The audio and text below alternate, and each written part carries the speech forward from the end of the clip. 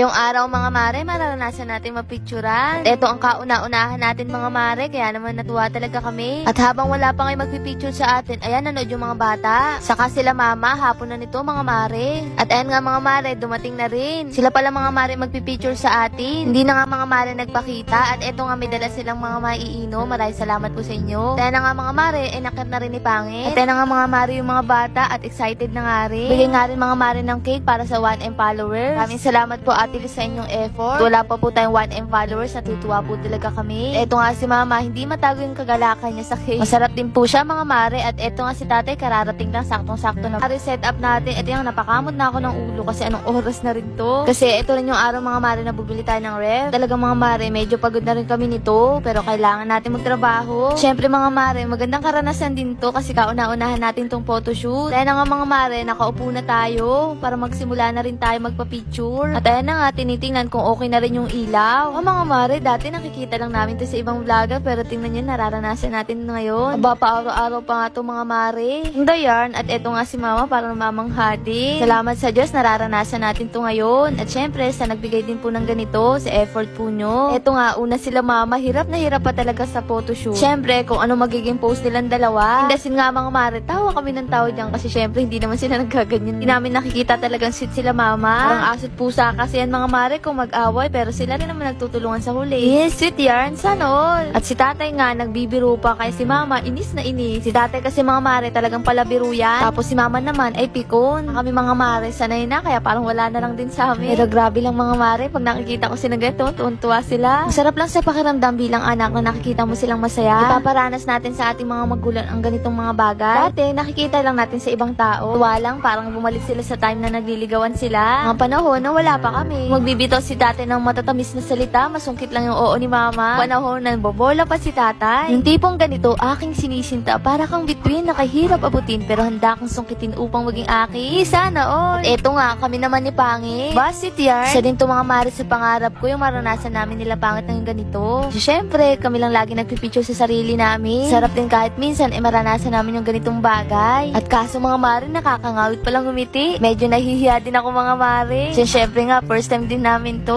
Sanay kami magpicture ng sweet pero hindi kami sanay namin nagpipictures para sa amin. At yarn, nakakatuwa lang din mga mare, ang tagal na rin namin. Dami na rin namin pinagdaanan. Waga, sa hirap at ginhawa, magkasama kami. Walang iwanan kahit anong mangyari. Katapos nga natin mga mare nakatayo, eto naman. At aba, sweet yarn. At ang laki pa yung mata ni Pangit. Nakakatuwa lang din mga mare, nararanasan namin to ni Pangit na magkasama. Ate, isang pangarap lang din namin. Ayun na nga mga mare, todong itirin kami. At si Pangit nga, pawis na kasi pawisin din talaga yung tao na to. Swerte lang din talaga ako Pangit mga mare kasi sobrang bait. Kasi mahal niya din yung pamilya ko at syempre mahal ko rin naman yung pamilya niya. Kaya nga kami mga mare nagsisipag para sa mga kanya-kanya naming pamilya. So namin maranasan nila yung the best para sa kanila. Lalo na mga mare sa magulang namin na matatanda na. So namin maranasan nila yung mga bagay na hindi nila nararanasan noon. Nagpapasalamat din ako sa Diyos na nagkakilala kami ni Pangit. Kahit papano ngayon mga mare na ipaparanas na namin yung mga hindi nararanasan ng magulang namin noon. Nakakatuwa lang din mga mare dahil nga unang beses natin to. Kahit papano mga mare, nararanasan na natin yung mga ganitong bagay. Hanggang ngayon nga mga mare, hindi namin naiisip na vlogger kami. Kaya talaga kapag may lumalapit sa amin, tuwang-tuwa kami kasi nga kilala kami. Tapos sasabihin nila, alam mo, inspirasyon kita. O kaya naman sasabihin, alam mo, sinusubaybayan ko yung buhay mo. Sarap lang din sa feeling mga mare ng ganun. Sa lahat po nakakilala sa amin, maraming salamat po. At syempre mga mare sa inyo ang palaging pagsuporta sa amin. Syempre kay Lord, at di naman natin ito mararanasan kundi dahil sa Kanya at syempre sa inyo.